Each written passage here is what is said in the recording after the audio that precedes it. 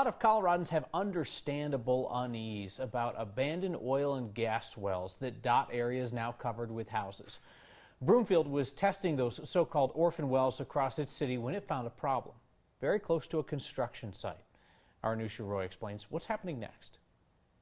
Judy Kelly has been doing some not-so-light reading. You know, it's not something that's my expertise by any means, okay? She needed to understand the abandoned wells close to her home. We can be intelligent, you know, when we speak to somebody about our concerns. We're not just saying, I'm afraid of it, and don't have a reason why. So after Kelly and a whole bunch of other people in Broomfield asked, the city started testing more than 25 abandoned wells this year and found a problem less than a mile away from Kelly.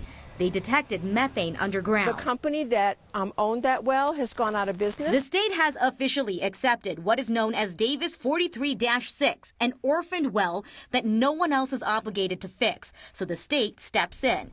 There are 275 orphaned wells in the state on their list that they rank by urgency and usually find through complaints, construction, or their own inspections. It's not the first time they've gotten involved with this particular spot. The well was previously plugged and abandoned by the oil and gas operator. The Colorado Oil and Gas Conservation Commission oversaw that process around 5 years ago. They were in compliance with the rules and regulations. Then Broomfield tested the site again and found a problem. This well is underneath Grand Peak Way, where there is construction on half the road. The other half, closest to the well, is quiet.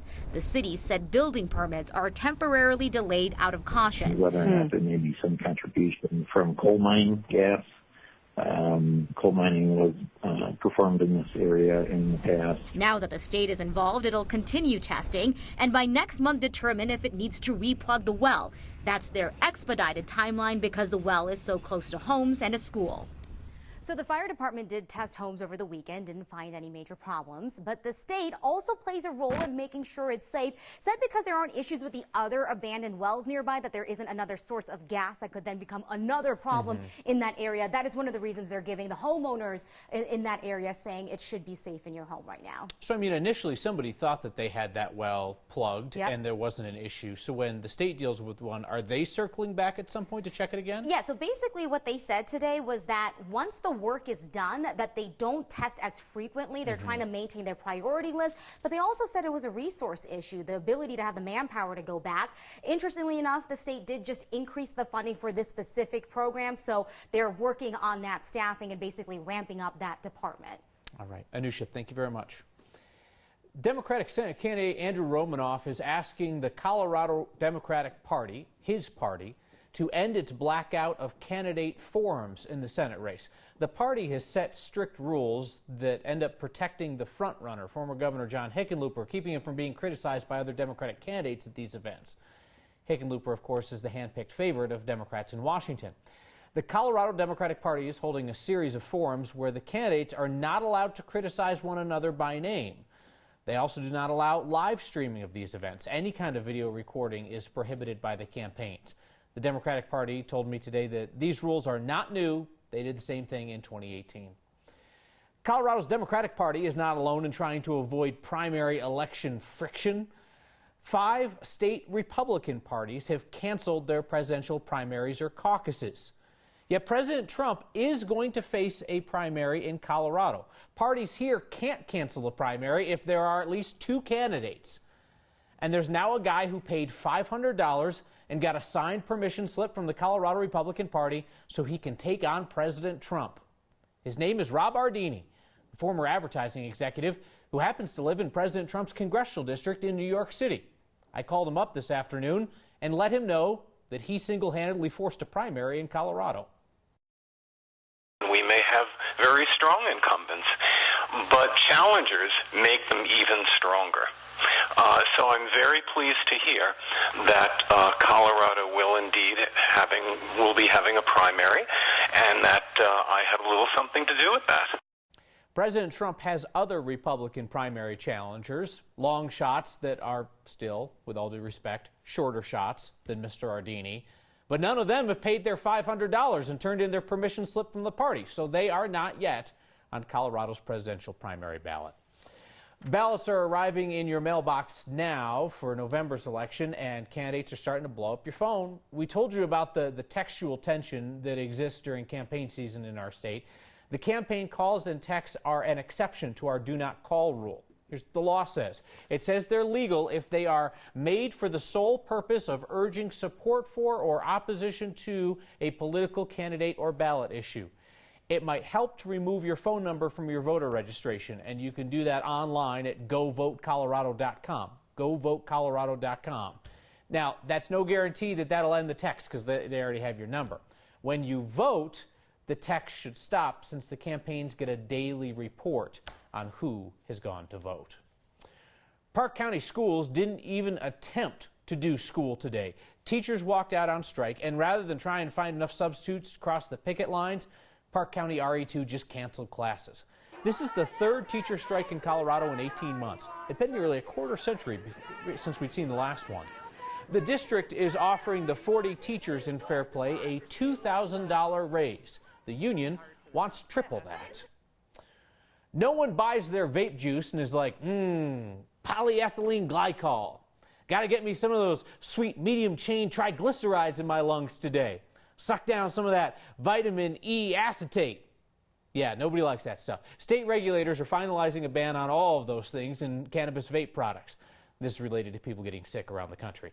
Health workers say nearly 1,300 people have gotten sick and at least 26 deaths have been linked to this nationwide. In Colorado, there have been 9 cases reported in the last week. There's going to be a proposed hearing on those proposed regulations tomorrow.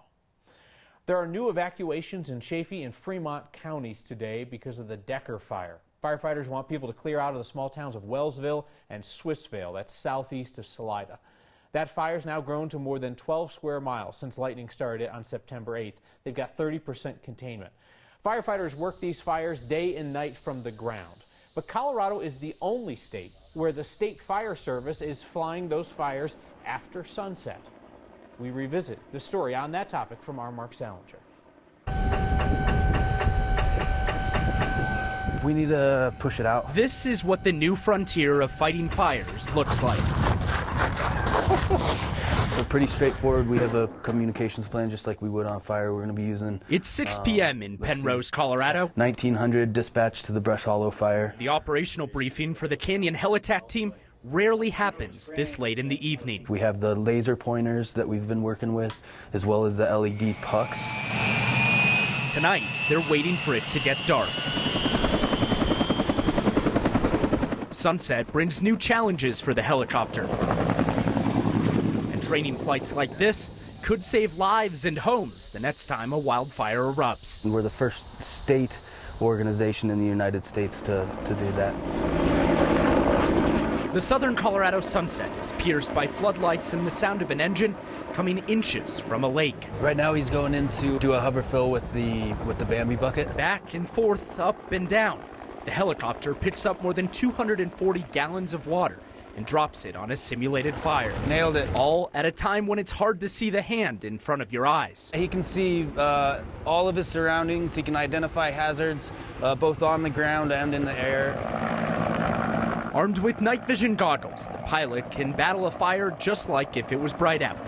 Firefighters on the ground use lasers and glow sticks to guide the copter, a carefully choreographed ballet between man and machine where vision can feel like a novelty. He's working with several teams of firefighters pulling water from the reservoir. Colorado is the first state in the nation to allow helicopters from the Division of Fire Prevention and Control to fly after sunset. You have lower temperatures, higher relative humidities, and you can actually get quite a bit of work done. From dusk to dawn, the dance continues. If there's something that we can do to help these communities that are affected by wildland fires, I think we owe it to everyone to do what we can. A battle against fire that not even darkness can stop. For Next, I'm Mark Salinger. They'll only fly in the area at night if they've been over that same spot during the day so that they can get oriented without having to deal with the night vision goggles because those cause a bit of tunnel vision. A group of community leaders is suggesting that Colorado consider supporting the future of journalism in our state with tax dollars. The Colorado Media Project is the work of some current and former journalists along with business leaders and educators, and their new report out finds that Colorado has lost almost 44% of its reporters in the last 8 years. Media outlets are struggling with declining revenue. The Colorado Media Project is out with a list of ideas, including using special taxing districts to support independent media outlets. You can read their suggestions on the next Facebook page.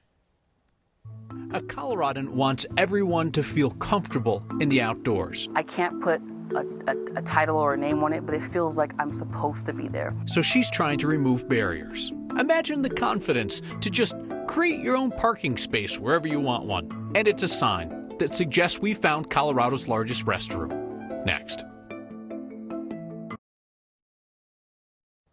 You really have to find a doozy to make our You Crossed a Line segment these days in honor of Colorado's creative parking. But that'll do it. That'll do it. That is the entrance to a parking lot at Alameda and Logan in Denver. Didn't even get in far enough to look for a spot. Just pulled right off of that busy road and said, I'll take this. The entrance, please. Maybe some of the sidewalk as well. Next viewer named Annalise spotted this bold move. If you see a line crosser that defies common sense and perhaps safety, email a photo to next@9news.com or give us a shout with the hashtag HeyNext.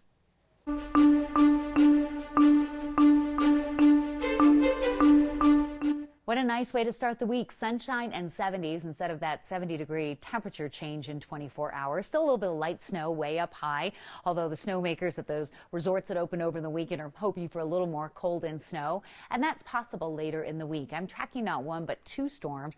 Today's high at 75 is above average. Tomorrow, with a front coming in, it will be dry, and with a wind shift, temperatures will come down about 10 degrees. It's the storm lined up beyond this one that's a little more interesting for the weekend. This front comes through and then kind of explodes with the line of thunderstorms from Minneapolis, St. Louis down to Dallas.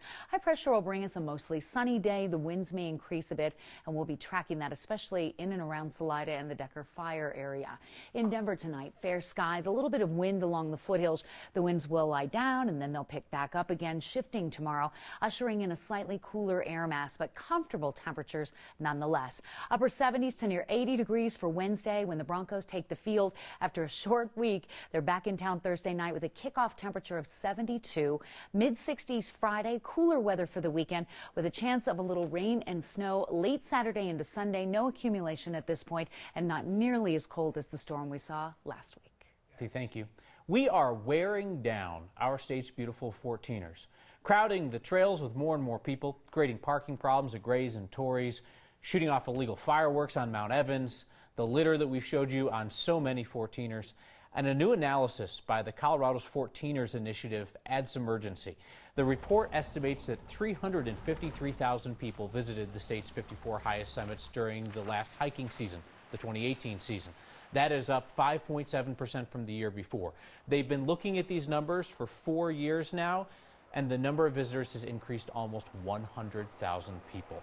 They've seen increases in traffic on Bierstadt, Elbert, Lincoln, Bross, Democrat, and Sherman, as well as Quandary, Grays, Torreys, and Longs.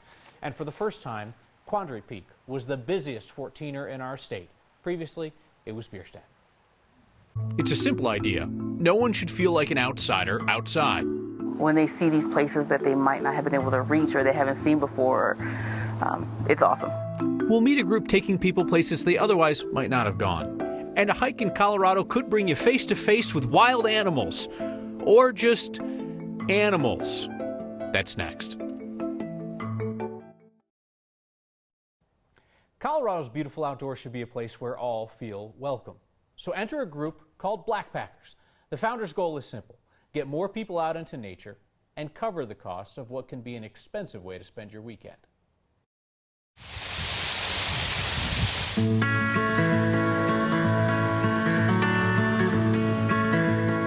Once I got a chance to be out there, it felt like I was home again.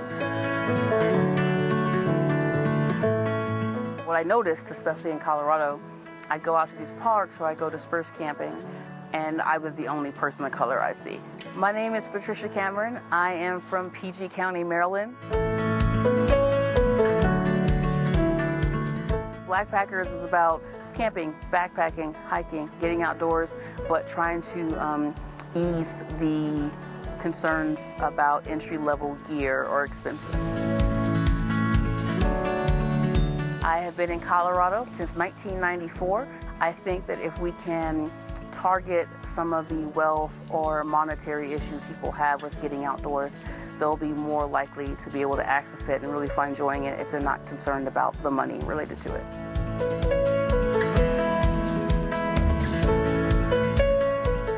They're genuinely happy to be there, and it's an experience that they may not have had, as I've been told, without the assistance we've been able to provide.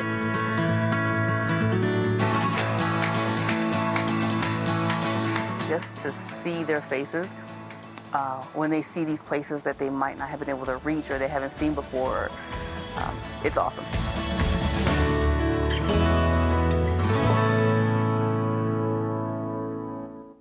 The next Black Backers event will be a hike and poetry workshop. It's this coming weekend at the Palmer Park Trailhead in Colorado Springs. Saturday morning, 8:30 to 10:30. You can find all that info and more in this article on 9news.com. It's a sign that America's asinine debate over who should be allowed to use which restroom was missing the point, because almost all of us can fit in that one there at a restaurant in Westminster. 333 of us, to be exact. Apparently, these are just two signs that were not meant to be placed next to one another. That would be the maximum occupancy for the entire restaurant. The restroom, I presume, is considerably smaller. We'll have your feedback next.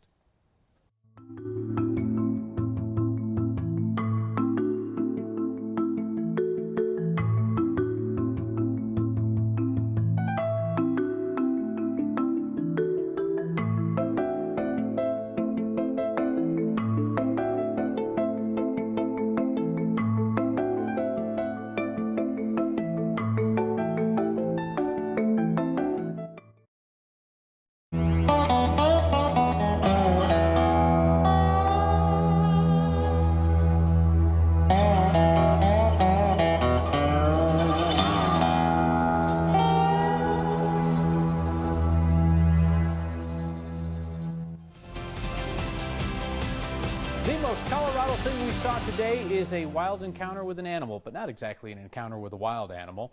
A next viewer named Courtney told us she's always ready to encounter wildlife when she's out on a hike, but was not expecting cows. Nice ear tags.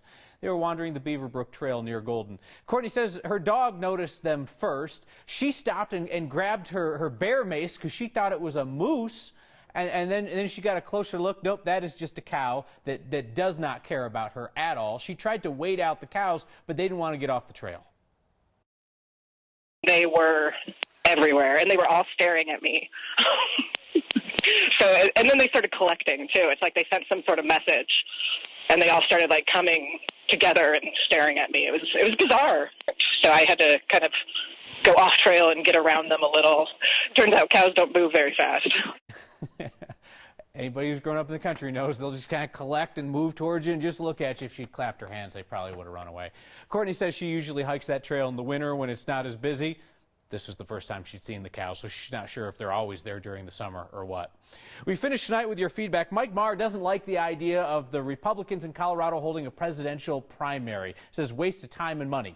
5 states, for that reason, others have decided to do away with it. Mark doesn't like the idea of taxpayer money funding journalism. He says those journalists will be beholden to the government. Thanks as always for your feedback. See you next time.